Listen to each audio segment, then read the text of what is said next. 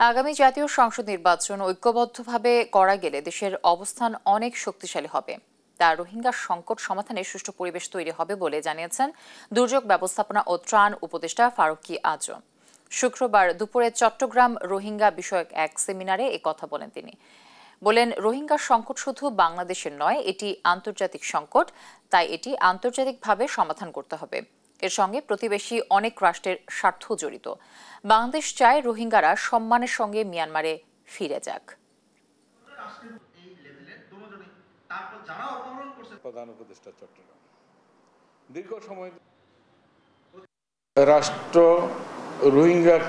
রোহিঙ্গাদেরকে রাখা, তাদেরকে পরিচালনা করা, ক্যাম্পগুলো পরিচালনা করা, সেখানে একটা মানবিক পরিবেশ সৃষ্টি করা, তাদের জন্য শিক্ষার পরিবেশ সৃষ্টি করা, স্বাস্থ্যের পরিবেশ সৃষ্টি করা, এটা বহুবিধ কাজ সরকারকে দেখতে হচ্ছে।